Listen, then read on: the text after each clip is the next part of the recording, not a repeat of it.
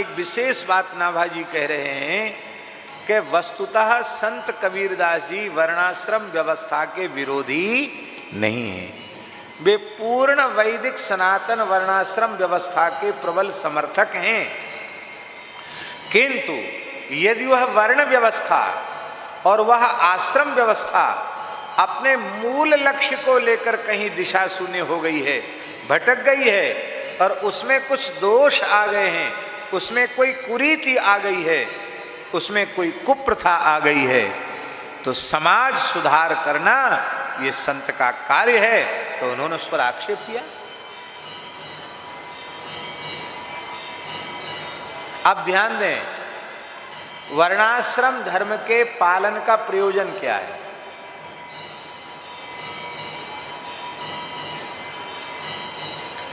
वर्णाश्रम धर्म के पालन का प्रयोजन है शरीर संसार से वैराग्य हो जाए, भगवान के चरण कमलों में अनुराग हो जाए, इसी शरीर से इसी जन्म में भगवत साक्षात्कार हो जाए, भगवत प्राप्ति हो जाए, हमारा परम कल्याण हो जाए।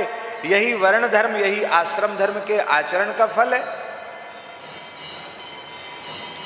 और ये फल तो मिले नहीं और हम दिशा भटक जाएं तो इसी बात को कहा। श्री कबीर जी ने कहने में किसी को भी संकोच नहीं किया। खरी बात जो कहनी थी वो डंके की चोट उन्होंने कही। भले ही वर्ण धर्म की बड़ी महिमा है, आश्रम धर्म की बड़ी महिमा है, किंतु यदि वह वर्ण धर्म आश्रम धर्म भक्ति से विमुख है, भक्ति से शून्य है, तो उस धर्म को, उस वर्ण धर्म, उस आश्रम धर्म को संत कबीरदास जी ने अधर्म के जैसा माना। भक्ति विमुख जो धर्म सो अधर्म करि गायो। भक्ति से विमुख धर्म को अधर्म कहा। योग यज्ञ व्रत दान, योग की बड़ी महिमा है, यज्ञ की बड़ी महिमा है, व्रत की बड़ी महिमा है, दान की बड़ी महिमा है, पर यदि वह भजन से शून्य है तो योग यज्ञ व्रत दान भजन बिन तुच्छ दिखायो। यदि भगवत भजन का पुट इनमें नहीं है तो वह तुच्छ है।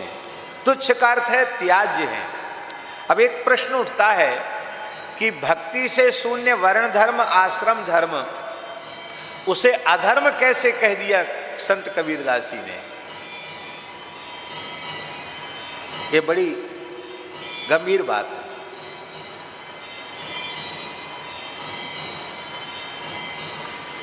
वर्णाश्रम धर्म का पालन करने वाला व्यक्ति स्वर्ग गया।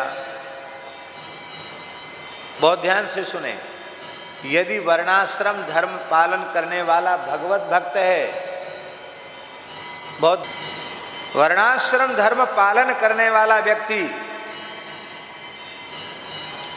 मूल में भगवत अनुरागी है, भगवत भक्त है, तब तो उसी वर्णाश्रम धर्म का पालन करके वो भगवत प्राप्ति करेगा।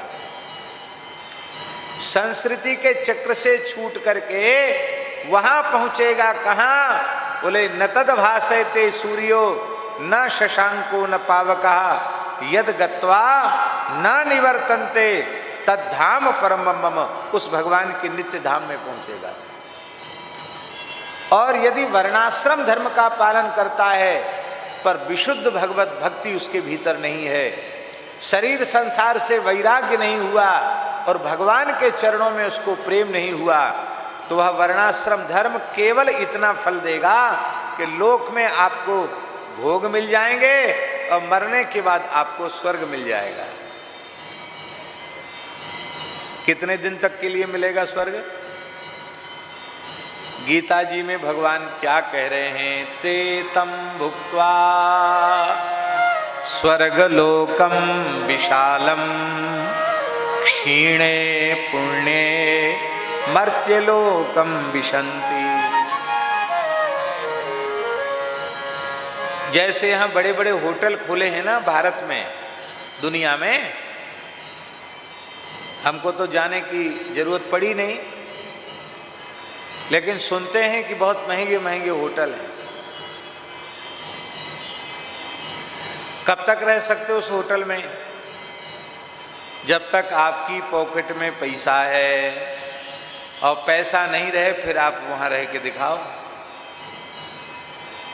पैसा पहले ही कुछ जमा करवा लिया जाता है?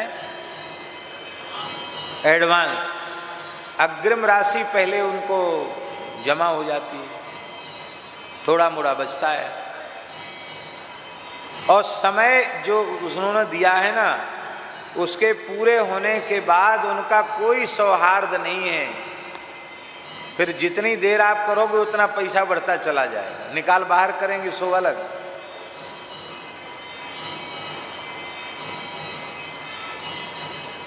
लगभग ऐसी ही व्यवस्था का नाम स्वर्ग है।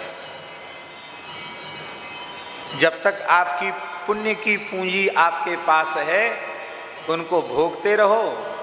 जैसे वे खर्च हो गए पुण्य, तो तेतम भुक्त्वा स्वर्गलोकम विशालम, और जब पुण्य क्षीण हो गए तो फिर मृत्युलोक में आना पड़ेगा। अब देखो, बहुत ध्यान से सुने, वर्ण धर्म आश्रम धर्म के पालन का फल हुआ स्वर्ग की प्राप्ति, और वर्णाश्रम धर्म से शून्य होकर उसने पाप कर्म किए, अधर्म किया, तो उसका परिणाम क्या मिलेगा? उसका परिणाम मिलेगा उसे नरक की प्राप्ति होगी।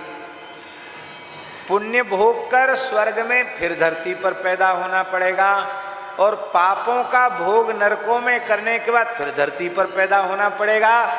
तो जिस जंक्शन से, जिस प्लेटफार्म से पुण्यात्मा गया था, उसी प्लेटफार्म से पापात्मा गया, और लौट के पुण्य भोग करने वाला भी लौट के वहीं आ गया, और पाप भोग करने वाला भी लौट के वहीं आ गया। तो अधर्म का फल नरक है, और फिर अधर्म, फिर पाप नरक भोगने के बाद फिर पुनर्जन्म है।